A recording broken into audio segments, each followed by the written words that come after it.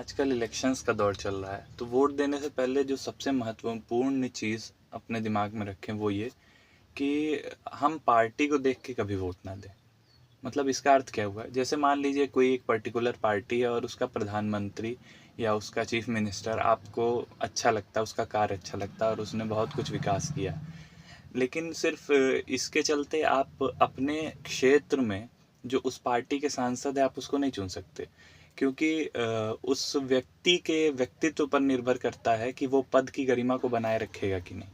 जैसे कोई सांसद है आपके क्षेत्र में और कई सारे प्रत्याशी हैं, तो मान लीजिए जिस पार्टी के चीफ मिनिस्टर आपको पसंद है उस पार्टी के को ही आपने वोट दे दिया, लेकिन जो सांसद आपके क्षेत्र का है उसका आचरण सही नहीं है, वो कईयों वर्ष तक जेलों में रहा है, कई उसने मर्डर किए हैं या जो भी उसने अपराध किए हुए हैं, तो आगे भी वो वैसे नहीं करेगा, इसकी क्या गारंटी है? मतलब 100 में 1% भी गारंटी नहीं है कि वो व्यक्ति उस आचरण को दोबारा नहीं दोहराएगा। तो इसलिए हम व्यक्ति को, प्रत्याशी को देख के वोट दें। वो व्यक्ति, जैसे एक शब्द है ना, आदत। जैसे अगर 4 बजे उठने की आपको आदत है और आपको कितना भी बोला जाए आप 6 बजे 7 बजे उठो, तो बहुत समय लगेगा उस आदत को बदलने में। अच्छी आदत है ना ये, इसको बदलने में समय लगे। वैसे अगर 8 बजे उठने की आदत है, आपसे बोल दिया जाए कि 4 बजे उठो, तो इस बुरी आदत को भी अच्छी आदत में तब्दील करने में बहुत मुश्किल होगी, कठिनाई होगी। तो उसी तरह जिस व्यक्ति का आचरण शुद्ध है वो किसी भी पार्टी में चला जाए, कहीं ना कहीं या तो वो इस्तीफा दे देगा या तो फिर वो अपने आचरण को शुद्ध ही रखेगा और अपना कार्य अच्छे से करता रहेगा। तो अब सवाल ये आता है कि कौन अच्छा प्रत्याशी है हमारे क्षेत्र का, हम ये कैसे जानें? तो जो लोग थोड़ा अपडेट रहते हैं, आसपास में देखते हैं, जानते हैं, वो समझ जाएंगे, सुनते बोलते पता चल ही जाता है कि कौन अच्छा प्रत्याशी है। तो किसी भी पार्टी में हो उस पार्टी को वोट दे दें।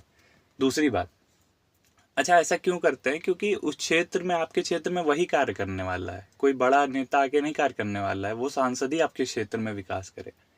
हाँ, दूसरी बात ये थी कि हमें, मान लीजिए हमें नहीं पता है कि कौन अच्छा व्यक्ति है या कौन अच्छा प्रत्याशी है, तो इसी के लिए कहा जाता था कि पहले बड़े बुजुर्गों के पास, अपने माता पिता के पास बैठें, क्योंकि उनका अनुभव आपसे पहले से है, आपके क्षेत्र को वो आपसे ज़्यादा जानते हैं क्योंकि उस क्षेत्र में वो पहले से रहे।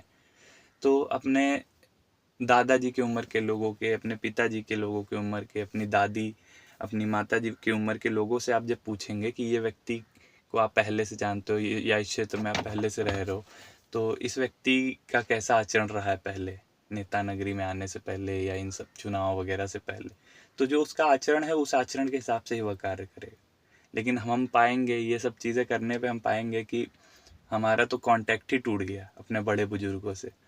तो यही कारण था कि पहले लोग कहते थे बड़े बुजुर्गों के पास बैठो, उनकी सेवा करो, उनसे बहुत सारी स्किल्स, बहुत सारी जानकारी मिलती है हमें, जो हमें आज के टाइम में नहीं मिल पा रही है। जनरेशन टू जनरेशन कनेक्ट नहीं कर पा रहे हैं हम।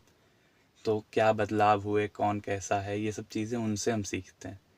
तो इलेक्शन से पहले ये चीज़ें ध्यान में रखें और आपके ही वोट से इस देश का, इस समाज का, आपके क्षेत्र का भला होगा, आपका भला होगा, आजकल की यूथ का भला होगा। राधे राधे।